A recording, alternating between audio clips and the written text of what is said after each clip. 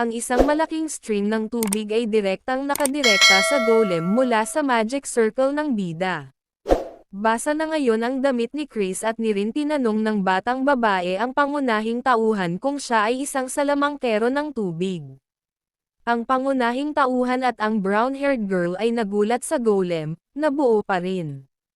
Inalis ni Chris ang tubig sa kanyang pisngi at sinabi na ang elemento ng tubig ay maaaring natural na kaaway ng elemento ng lupa, ngunit ang kanyang golem ay hindi mahuhulog mula sa isang one-star spell. Tumutulo ang tubig mula sa golem.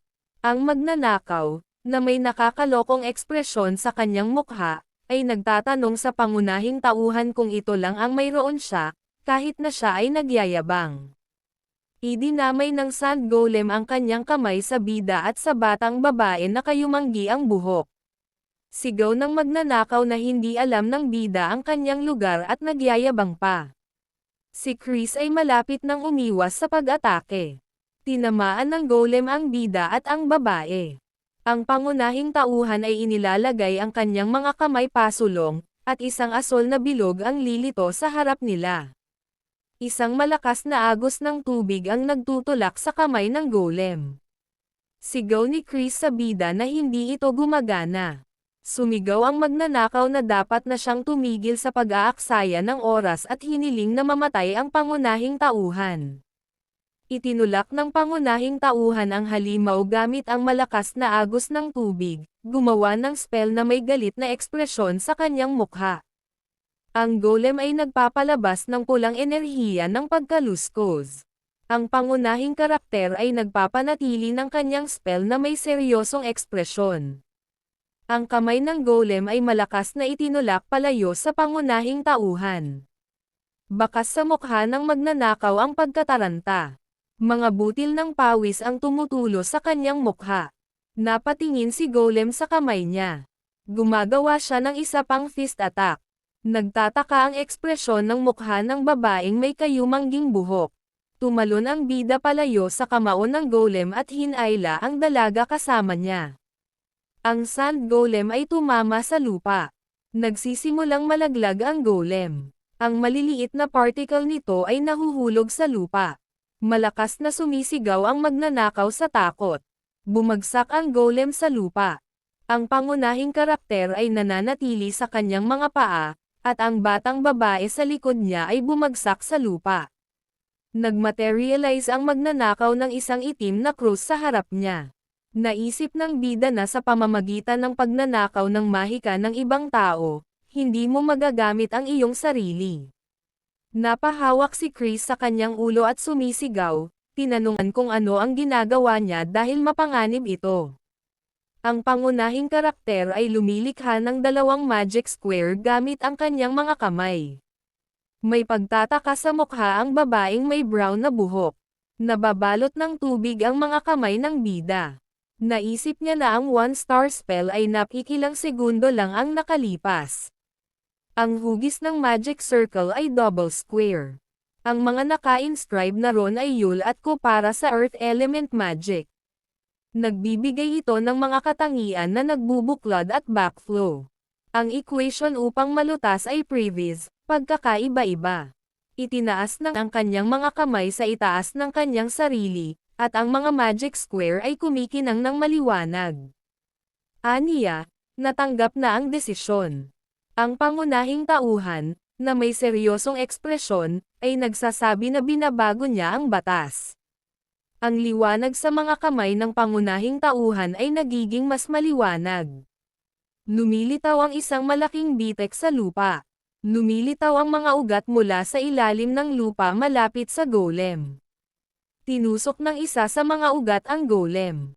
Ang magnanakaw, na may takot sa kanyang mukha, ay tumawag sa golem. Ang mga ugat ay nakatali sa sand golem. Ang isa sa mga ugat ay tumama sa golem sa mata. Malapit sa magnanakaw, lumilitaw ang dalawa pang ugat mula sa ilalim ng lupa. Mga butil ng pawis ang tumutulo sa kanyang mukha. Sumisigaw siya ng malakas. Tinitingnan ni Chris ang kalaban. Inalis ng bida sa kamay ng magnanakaw ang pulse arrows na may mga pulang bato. Tinitingnan ng bida ang Pulse Ares at tinanong kung ito ay isang artifact, at pagkatapos ay idinagdag na mukhang kawili-wili ito. Sumigaw ang magnanakaw at hiniling sa pangunahing tauhan na ibigay sa kanya ang Pulse Ares dahil sa kanya iyon. Ang pangunahing tauhan, na may galit na ekspresyon sa kanyang mukha, ay nagtanong sa magnanakaw kung siya ay isang tanga dahil ninakaw niya ang bagay na ito. Tiningnan ng bida ang bracelet na may pag-iisip na tingin. Naisip niya na ang kanyang pagnanakaw na kontrol sa mahika ng isang kalaban ay katulad ni Belle CDS.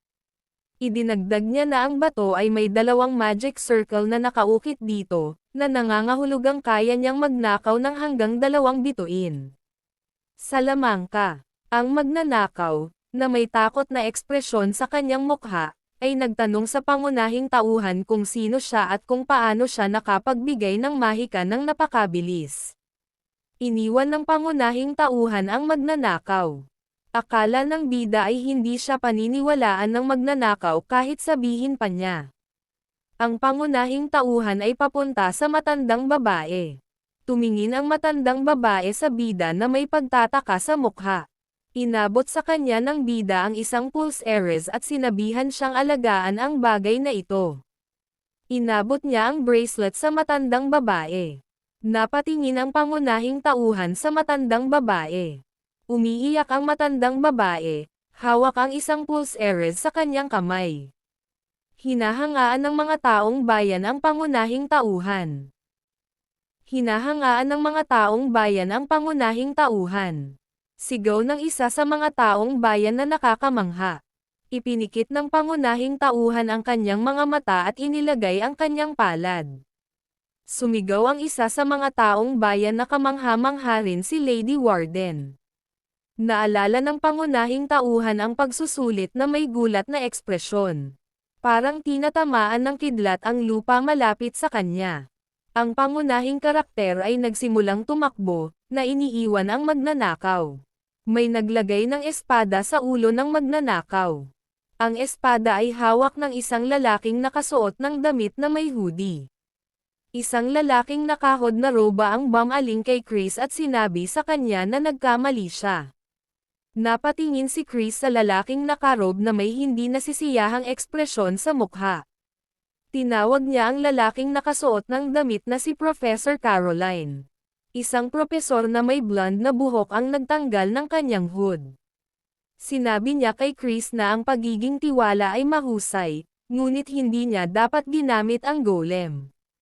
Nagmamadali, ipinikit ni Krista ang kanyang mga mata at sinabing alam niya, at pagkatapos ay idinagdag na sa susunod ay mas mag-iingat siya.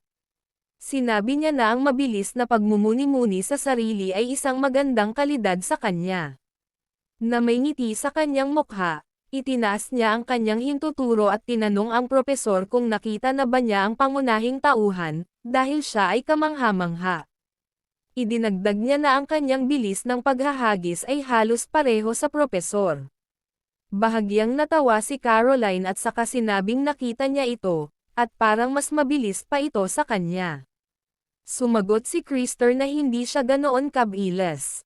Inayos niya ang kanyang buhok gamit ang kanyang kamay, tinanong kung ano ang nangyari, at sinabing mukhang hindi ganoon kalakas ang lalaking ito sa pagpili. Tanong ng propesor, kung dumating siya para sa entrance exam, bakit siya nandito? Tinanong ni Krista si Caroline kung ano ang kanyang pinag-uusapan, at sumagot ang propesor na nagsimula na ang pagsusulit ng matagal na ang nakalipas. Nagulat ang ekspresyon ng batang babae na may kayumangging buhok. Ang pangunahing tauhan ay tumatakbo na may takot na ekspresyon sa kanyang mukha. Tinakpan ni Krista ang kanyang mukha gamit ang kanyang kamay at tinanong ang propesor kung talagang hindi niya ito matatanggap. Sumagot si Caroline na iyon ang mga patakaran. Si Krista, na may hindi nasisiyahang ekspresyon sa kanyang mukha, ay nagtanong sa blonde kung maaari ba siyang maging maluwag ng kaunti kung mahuhuli ka dahil may tinutulungan ka. Tinanong ng propesor ang batang babae na kayumanggi ang buhok, kailan niya iniisip ang iba. Sinabi ni Krista sa propesor na nakita na niya ito dati. Ang gayong tao ay dapat na umiiral upang gawin itong mas kawili-wili. Ang isang nakagapos na magnanakaw ay sinuspinde sa hangin. Ang batang babae na may kayumangging buhok ay nag-cross ang kanyang mga braso at sinabing mas mabuti para sa paaralan na magkaroon ng mga kawili-wiling karakter, at pagkatapos ay itatanong kung totoo iyon. Natahimik sandali ang propesor, may kalmadong ekspresyon sa mukha.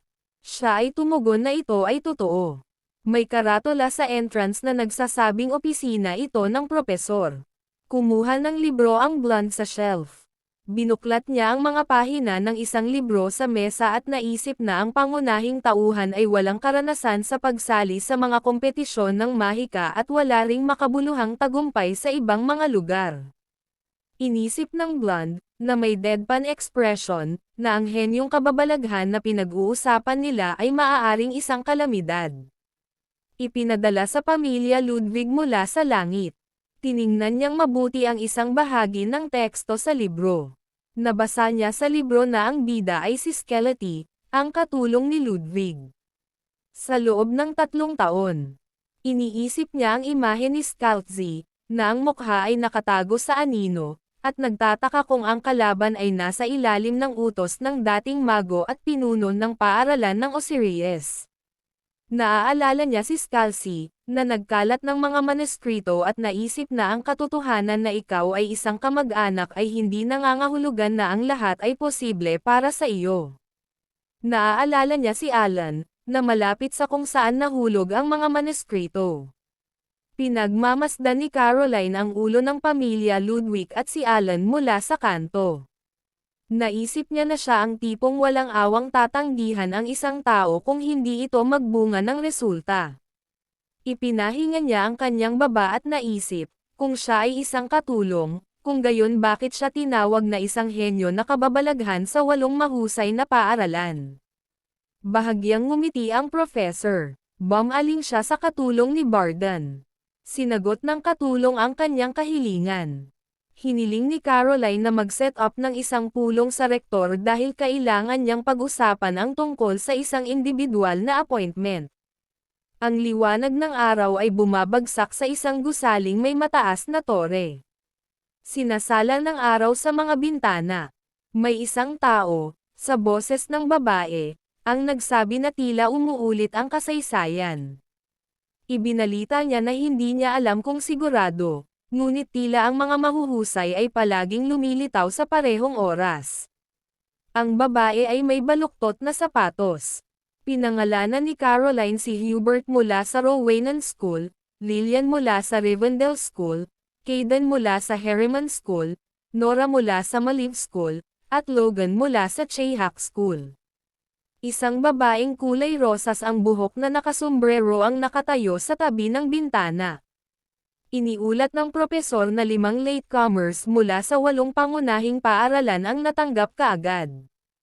Inilagay niya ang kanyang kamay sa mga dokumento. Sinabi niya na ang pamilya ng warden ay nagpadala rin ng isang mahuhusay na bata, ngunit maaaring may mga problema ito. Isa sa mga dokumento ay nagpapakita kay Krista. Sinabi ng babaeng kulay rosas na buhok na dahil ang hidwaan sa pagitan ng mahiwagang pamilya at ng 8 paaralan ay napakalalim, ang propesor ay nakatayo na nakapikit. Idinagdag ng babaeng may kulay rosas na buhok na ang pakikisangkot sa mga pagtatalo ng mga mag-aaral ay hindi masyadong kaaya-aya, ngunit walang duda na ito ay isang espesyal na sitwasyon, at sa makatuwid ay dapat niyang ipaalam sa mga propesor at guro. Sa isang seryosong ekspresyon sa kanyang mukha, sinabi niya na kailangan mong maingat na obserbahan ang mga mag-aaral at mamagitan kung kinakailangan, ngunit hindi ka dapat makagambala ng madalas. Rektor ng pahina ng Leighton Maid Elia. Tinanong niya kung ano ang nangyari sa propesor, na nananatiling tahimik.